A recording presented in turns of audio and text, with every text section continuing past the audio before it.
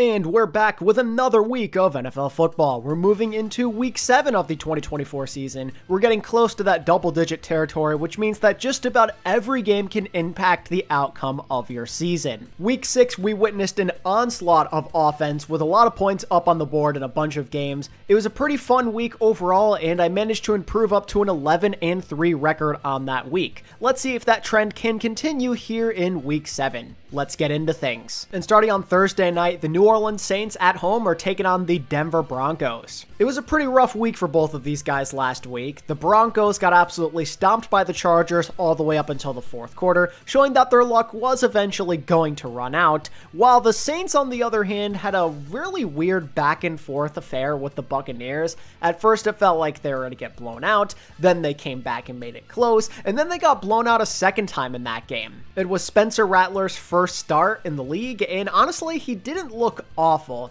I'd say he still has a long way to go, but it could have been a lot worse. The question's going to be, can he get the job done against this furious Denver Broncos defense? I'm pretty torn on this one. In my opinion, the Saints are the better team, but with a first-year quarterback in his second ever game against one of the league's best defenses, that to me spells out a tough matchup where they're just going to come up short. I am going to pick the Broncos to win this game. I believe their defense is going to take advantage of the matchup that is being presented to them. Spencer made his fair share of mistakes in his first ever game against Tampa, as you'd expect. He held on to the ball a lot, got sacked like 4 or 5 times. There were turnovers as well. And against a Denver defense that is significantly better than Tampa's, I'd have to imagine the same thing's going to happen, if not even a little bit worse. To me, this feels like a game where the Broncos just take advantage of all of the mistakes that are being thrown out there. Maybe they'll make slightly less of them as well, and then they'll edge out a close but ugly game. I'm expecting this matchup to be intense. I think it will go down to the wire, because the Saints were able to get into field goal range quite a bit last week against Tampa, and I could see them doing a similar thing in this one. That could definitely keep them in this game, but the mistakes will prevail here, and that'll let Denver win. Now for Sunday, starting off with yet another London matchup. The Jaguars, for the second week in a row, are going out to, I guess, their second home, so to speak, and they're taking on the New England Patriots. Intriguing matchup here. The Jags, I feel like they are in a better position to win this game just because they were in London last week. That's a pretty significant advantage that they get to prepare there all this week. And the Patriots are not all that as well. This could be a great bounce back game for Trevor Lawrence after a disastrous performance against the Bears. But there's a lot of intrigue for the Patriots to maybe go out there and get a W despite being at the disadvantage. How I see it is the Jags have constantly shot themselves in the foot this year. Their run game has been inconsistent, and it seems like they always find ways to lose games. That's just what bad teams do. And now they're playing a Patriots team that has absolutely nothing to play for, and they're maybe feeling a bit revitalized now that the offensive dynamic is changing, now that they've benched Jacoby Brissett in favor of Drake May. I mean, they got blown out by the Texans, but you saw the flashes last week. You saw what Drake May can do. He transformed that offense. He put up 3 touchdowns, something the Pats have not seen much of all this year, and that was without Ramondre Stevenson as well. This Jags defense is significantly worse than the Texans. They're a significantly worse team in general.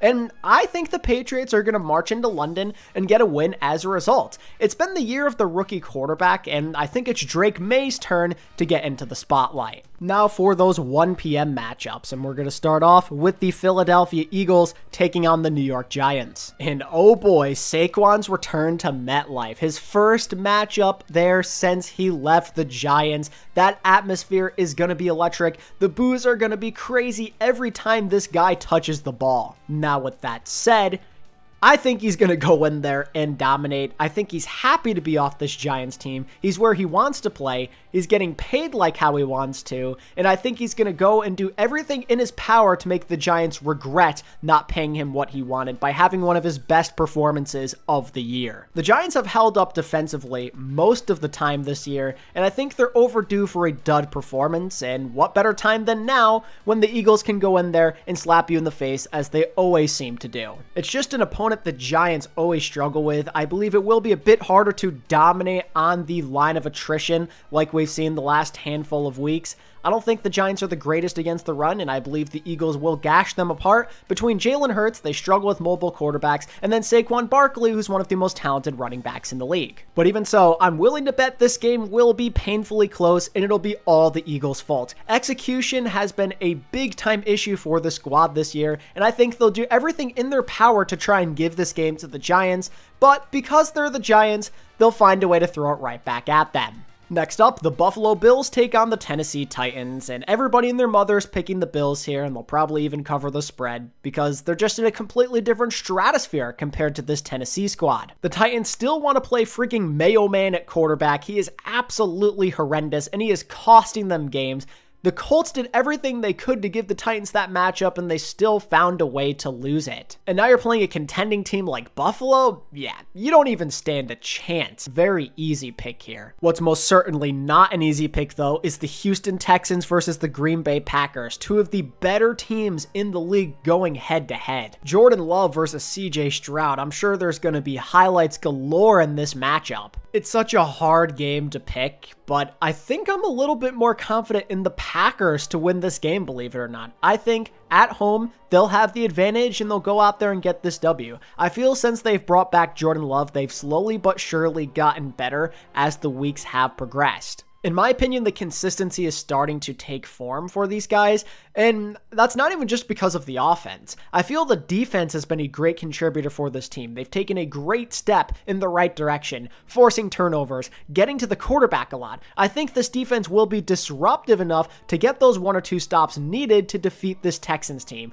I think when it comes down to it, this Packers defense is more capable of getting a clutch stop, and that's probably what this game is going to come down to, because again, you know both offenses are going to be in the flow state, and they're going to put up a lot of points. Texans, in my opinion, are overdue to get humbled again, and this would be a great opponent for it to happen against. We already saw them fall to another NFC North team, so why not another one in Green Bay, who are a very worthy adversary? Speaking of big matches and the NFC North, how about the Detroit Lions versus the Minnesota Vikings? Another match with major game of the week potential. I mean, you can't ask for a better matchup. Two of the best teams in the NFC that happen to be in the same division. The Lions are coming off an absolute spanking against the Dallas Cowboys, where they put up so many points, but they're playing a Vikings team that are still undefeated and had a week of preparation, a week of rest for this matchup. But the thing is, the Lions are also without Aiden Hutchinson now, who was the league sack leader up until this point.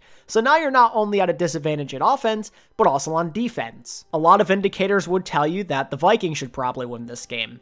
And that's exactly why I'm picking the Lions instead. How I'm choosing to see this game is 1, the Lions are an excellent football team, but 2, the Vikings are overdue for a loss. Not necessarily a terrible performance like we saw in the second half of that Jets game, but just a tough game where they come up short. They haven't had to experience it that much this year, and I think this is where they get challenged by one of the best teams in the league.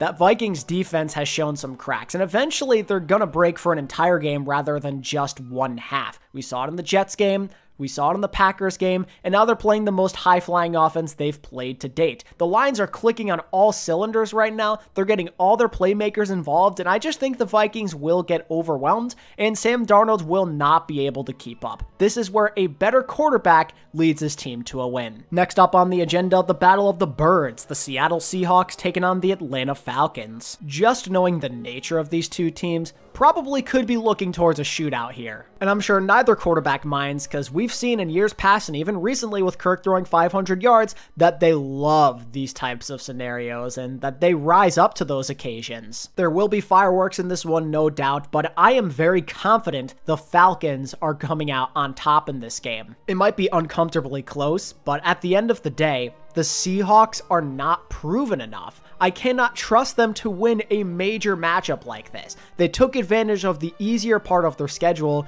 but since then, they've been on a 3-game losing streak, and they've lost by multiple scores in all of those games. The Falcons have a pretty high ceiling, and since week 2, they've been competitive and or beating some pretty damn tough teams. They've won some big divisional matches. They've shown they are clutch. Kirk Cousins is a different man on this Atlanta team, and I believe that momentum will carry, and they'll be moving up to 5-2. Anyway, next up, you've got the Bengals taking on the Cleveland Browns in an AFC North showdown. Let me give some credit to the Browns. They actually had a close game against Philly that they could have won. Their defense was clicking, which is a great sign for this team that has looked pretty lifeless so far. However, I'm not trusting them to beat anybody so long as Deshaun Watson is at quarterback. He looked garbage against Philly, who do not have an impressive defense, and I'm sure he'll find a way to do the same thing against the Bengals. Their defense has been bad, but if they're playing a bad quarterback, like we saw Daniel Jones last week, then they should be okay, and they'll probably manage. Maybe the Browns defense make this a lot closer than it should be, but the Bengals will have limitless opportunities to win this game, and I don't think they're going to screw it up. This is just too easy of a match to pass up on, so Bengals win this for sure. Anyway, next you've got the Miami Dolphins versus the Indianapolis Colts. Now the good news for Dolphins fans is that eventually, at some point, Tua's going to come back according to their coach, but as of right now, that timeline is unclear, so my assumption is he still will not be back for the foreseeable future, which means, again, you are stuck with the likes of Tyler Huntley and Skylar Thompson, and that's just not going to be enough to beat any team with any sort of competence at the QB position. It's one thing to play the Jacoby Brissett-led Patriots, but it's another thing to play a Colts team that is very capable of making some big splash plays happen, regardless of whether it's Flacco or Anthony Richardson. I'm assuming Richardson will be taking the helm at quarterback again. He's had a couple of weeks to rest up.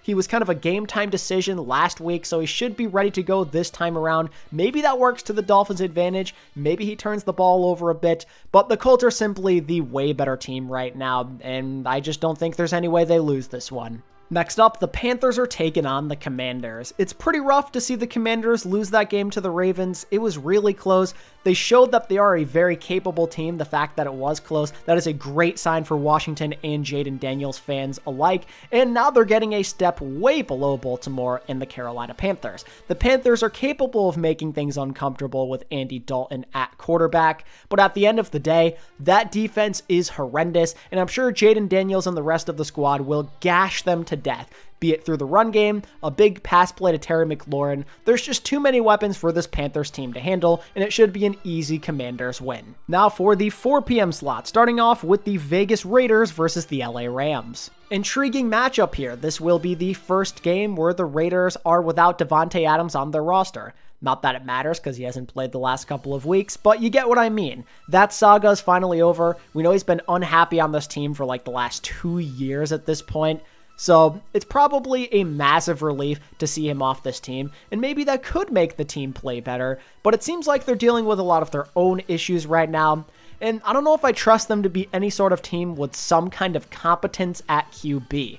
The Rams have Matthew Stafford, so that's all you need to know in that scenario. Maybe Minshew or O'Connell, whoever is playing, could have some better results against a poor Rams defense, but I can't trust them to put up enough points. Even if Matt Stafford and the Rams are without their key offensive playmakers, they'll do enough to get that win anyway. They're just a way more trustworthy team compared to where the Raiders are right now. I'm very concerned about their future, so I can't pick them to be any sort of somewhat relevant team. And then at the 425 slot, we have the Kansas City Chiefs taking on the San Francisco 49ers, a rematch of last year's Super Bowl. This one could be a lot of fun. Both teams are without key weapons, and it feels like they're on even ground in my eyes. The Niners may be 3-3, but they're still a great team, and you know they've been looking forward to this matchup all season long. They want to get that revenge, and they could be capable of doing it against a hobbled Chiefs team. However, I think they're at a severe disadvantage, not just because that Chiefs defense has still been very solid this year,